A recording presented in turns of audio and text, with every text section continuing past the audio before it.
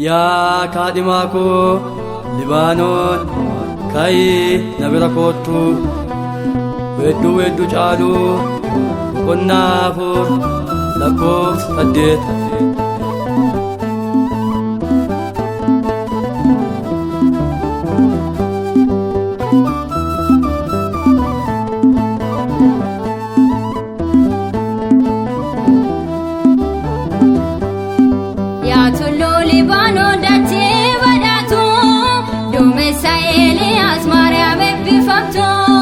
Biqiltuun ardoosii urgaa foolii kan kee eenyummaa madaala marmee kabajni kee yaa tulluu Libaanoon dachee badhaatu duumessa Eeliyaas Maariyaam eebbifamtu.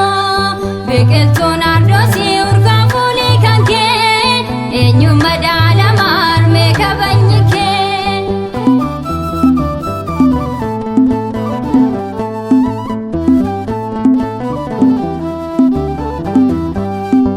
Abidda waaqummaa garaa keetti baatee beeloftee dheebottee wajjin hin rakkattee Isaayaas dubbatee waa'ee kee baasee nyaata bara baraa ilma kee nuuf deessee yaa tulluu Libaanoon dachee badhaatu duumessa Eeliyaas Maariyaam eebbifamtu.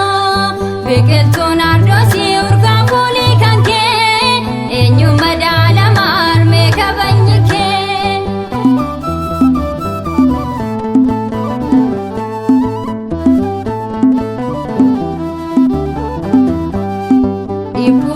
Maasii furmaata kan taate ilma kee kadhattee gaddarraa oolchitee nuufis nuuf guutii irruu keessa keenya Waaqayyo nuuf kadhu waa'ee cubbuu keenya yaa tulluu Libaanoon dachee badhaatu duumessa Eeliyaas Maariyaam eebbifamtu.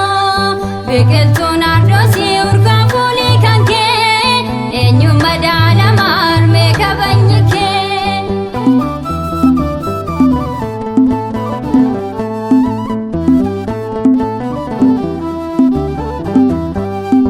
Gara Golgootaa deemtee kan kadhattee jaallatamaa ilma kee nu itti araarsitee waadaa guddaa qabdaa kan Gooftaan siif kennee kennaa bara baraa kan yoomuu hin darbine yaa tulluu Libaanoon dachee badhaatu duumessa Eeliyaas Maariyaam eebbifamtu. Biqiltuun ardoosii urgaa foolii kan kee eenyummaa madaala marmee kabajni kee.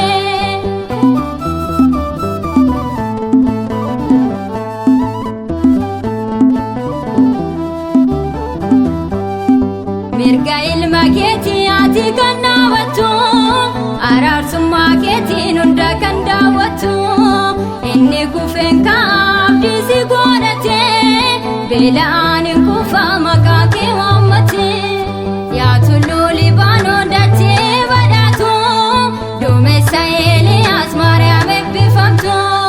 Biqiltuun ardoosii urgaa foolii kan kee eenyummaa madaala marmee kabajni kee yaa tulluu Libaanoon dachee badhaatu duumessa Eeliyaas Maariyaam eebbifamtu. Biqiltuun